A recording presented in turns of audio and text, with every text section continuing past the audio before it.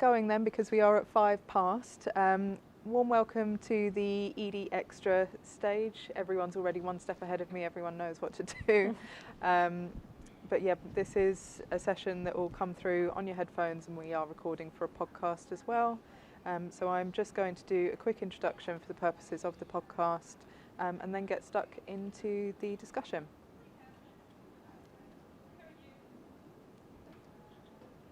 Hello everyone, and welcome along to the Edie Extra stage at Edie 24, our biggest face-to-face event of the year and the UK's leading annual corporate sustainability conference. Edie Extra is a new channel that we've set up to bring our audience closer to the individuals, teams, projects, initiatives and experts that are driving corporate climate action in the UK and further afield. Here at Edie 24, we have had several quick-fire discussions on this, our dedicated Edie Extra stage, with a live audience also tuning in to hear thought-provoking discussions on some of the hottest questions we're facing in the sustainable business movement at the moment. For this, our last session of the conference, we are focusing on the evolution of sustainability reporting and disclosure frameworks, digging into the alphabet soup of things like TCFD and CSRD, looking at evolutions past, present, and what's on the horizon for the future. You're listening to the voice of Edie's content editor, Sarah George, and joining me for this discussion, I'm delighted to have Richard Howitt, who is the former CEO of the International Integrated Reporting Council, IIRC for short, and Pauliina Murphy, who works in engagement and communications at the World Benchmarking Alliance. So thank you both so much for joining me today. For those who are listening and haven't had the pleasure of working with the Alliance before, Pauliina, maybe we could start with a brief introduction? Yeah, thank you. Pleasure to be here. So the World Benchmarking Alliance, which is very long, so WBA for short, we were created about 5.5 years ago to translate the very complex SDG agenda for concrete business actions. So we do that through transformational benchmarks, so we assess companies on what commitments they have against the SDGs through a transformation and how they progress against those commitments. And then we are an alliance, so we have like-minded organisations who use the data and encourage businesses to take forward the transformation that we all need to see. Great, and Richard, it'd be great to get an introduction to yourself and your work and career, which I know is, astounding in the field of reporting. Well, let's just say two things. One is I'm known as the proposer and negotiator of Europe's first rules on sustainability reporting. And I still work on the European agenda for Frank Bold, the non-profit based in Brussels, and have been involved in many of the developments around both the Corporate Sustainability Reporting Directive, CSRD, and the Corporate Sustainability Due Diligence Directive, CSDD, which proves we haven't got rid of the alphabet soup.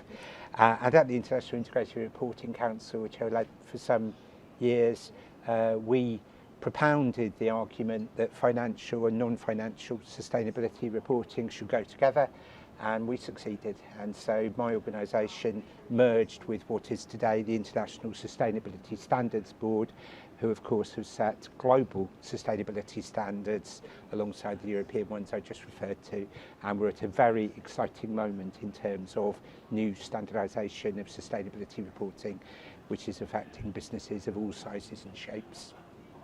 Yeah, and I understand that the ISSB has had its first 2 standards out for the best part of a year now. So where are we at with uptake on this? Well, what we've seen is a number of countries around the world, including the UK where we're sitting, announcing that they want to quickly implement the ISSB standards, these 2 standards, one on general requirements, one on climate.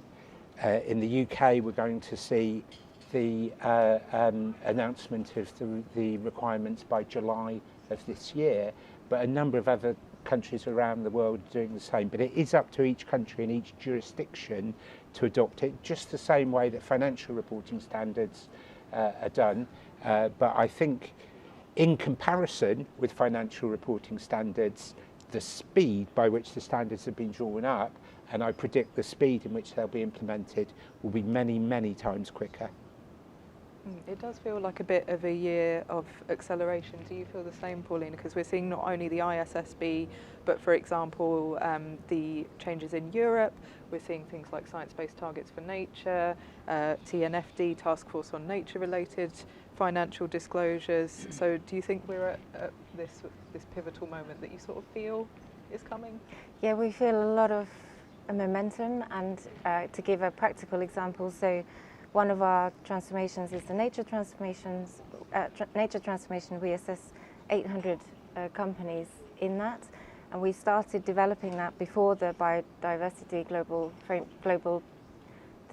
the biodiversity framework was agreed, and so we didn't yet have the TNFD, and we've had to, within the scope, within 1 year, to update that framework so that we are also assessing the companies based on the agreed global standards and global framework. So it's moving super fast, and just keeping up with all the acronyms, I must say, is an interesting exercise.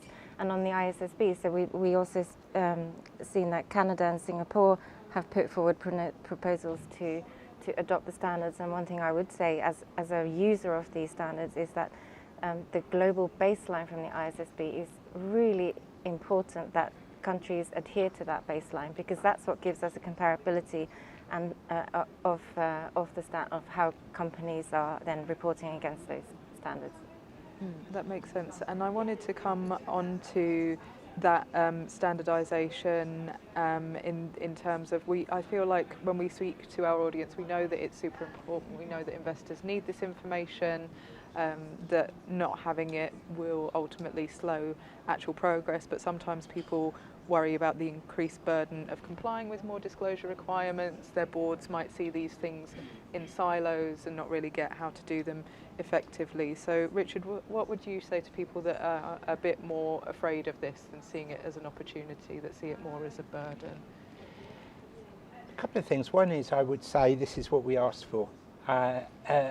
We would have been on a panel like this 5 years ago, talking about the alphabet soup, talking about the proliferation of different initiatives, the fragmentation, the lack of comparability and consistency, the fact that investors weren't using sustainability information because they didn't trust it, and saying that we needed standards. Well, we've got them now, and that's a huge opportunity to build in real incentives that are going to drive business sustainability in the world. And yes, of course, it's hard because there are new systems in place and a transition towards them that has to take place, and that's going to be difficult for people in business.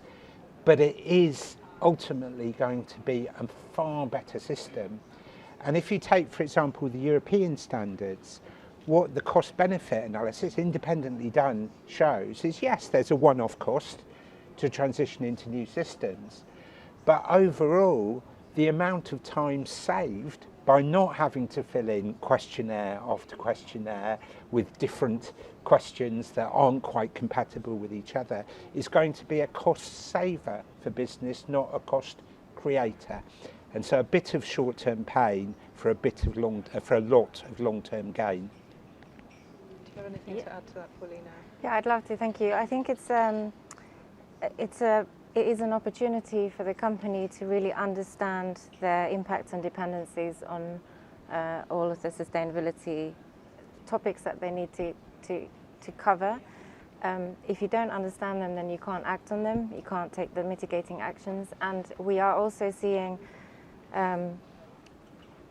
directors' duties on these issues, and therefore the reporting can be seen as a real tool for the way in which we can have better accountability and decision making across the leadership of these companies. And that really enables this change from a compliance mindset of a company to a transformational mindset, and that's where the business opportunities are. So it can, if embracing it in the right way, can then ultimately lead to a business opportunity.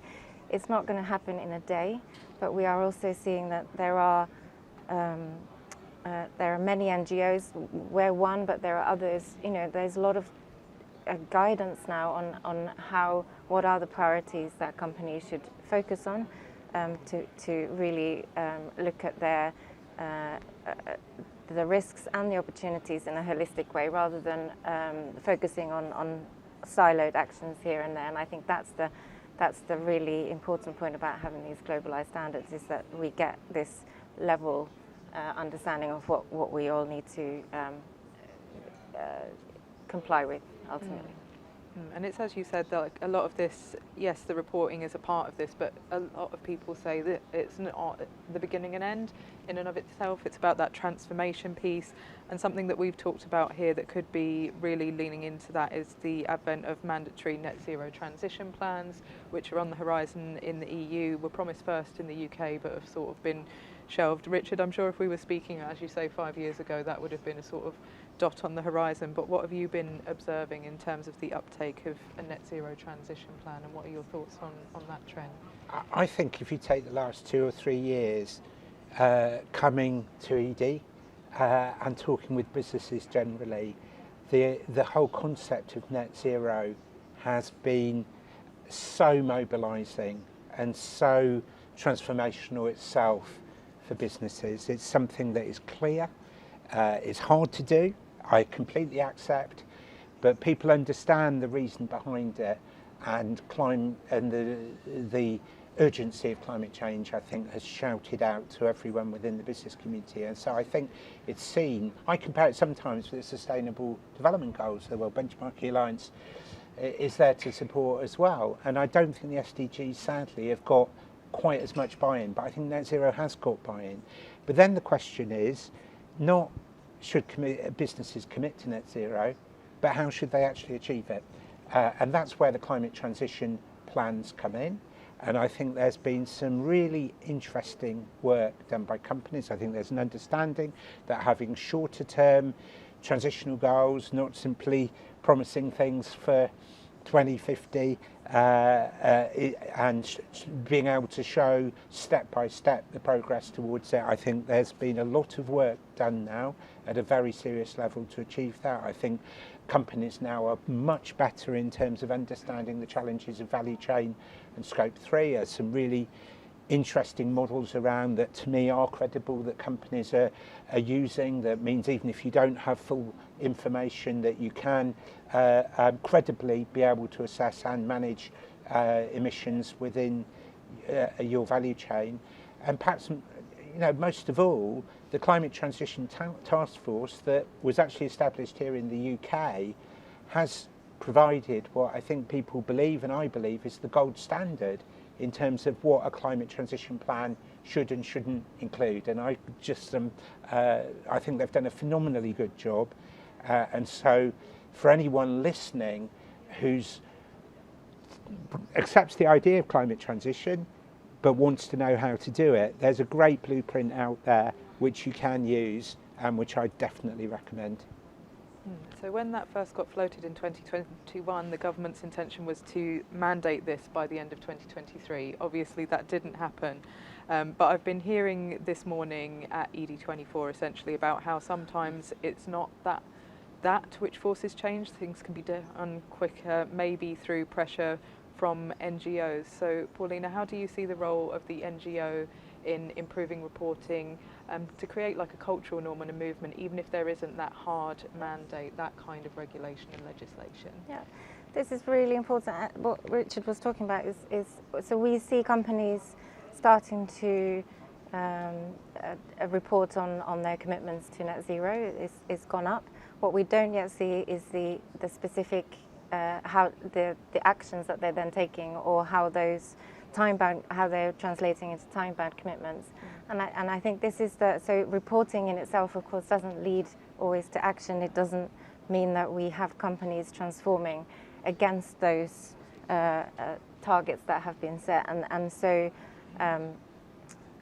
we don't have a scenario where the leading companies are rewarded or the laggards are penalised. And I think this is where reporting should ultimately lead to accountability, and we've identified accountability in its achievement as a collective process. So it's not just the companies working in isolation, but they need to feel the support or the pressure from the stakeholders with whom they engage. It could be the governments, although regulation comes at a later stage often, but often the investors can really have a good impact on the asking the companies to set those time-bound targets. We should see action from civil society organisations, from other stakeholder groups who are all part of this collective effort to ensure that companies transform. No stakeholder group works in a silo, and so this and only through this kind of collective process are we going to have these agendas as consequential to the success of companies, and that's what we need to see. I imagine a collective process is especially important in a year where there are elections in so many parts of the world, which are sort of raising questions about the implementation timelines and a lot of these things, and what approach the next government will be taking. The big one being the Corporate Sustainability Due Diligence Directive, sorry for another acronym, CSDDD, in the EU. So this has started to go through in the EU just a few days ago, but it was watered down significantly in a sort of 11th hour last-ditch attempt to get it across the line before this summer's election. So, Rich, do you think that this is good, that this is across the line, or has it been watered down to an extent that we shouldn't really be celebrating? What's happening in the year ahead? It was watered down, but I'm celebrating. I knew John Ruggie, and I had the privilege of representing the European Union for all 6 years of development of the UN Guiding Principles in the UN Human Rights Council. And in the last phone call that John, we became friends, that John had with me, he said, make sure, he sadly died, make sure that this goes through in the European Union. I don't claim credit at all for that, by the way, but there was a whole movement of people pressing for this. And although it's only 5,000 companies in round figures, and it's going to be the next 5 years before this is fully implemented, the principles of due diligence that companies have to understand, identify and understand where major human rights and environmental risks exist in their value chain, and then manage that, and then transparently disclose that and provide remedy. The great thing that has never been done on the UN Guiding Principles, which is access to remedy for victims, that remedy with civil liability provisions are included in that directive.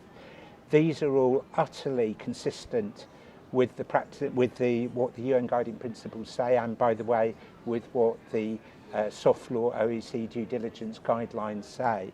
And in the long run, put that together with the California Supply Chain Act, with the Modern Slavery Act here in the UK and also in Australia, with the Norwegian Transparency Act. The whole concept of companies undertaking human rights and environmental due diligence is becoming mandatory and will become the norm for companies.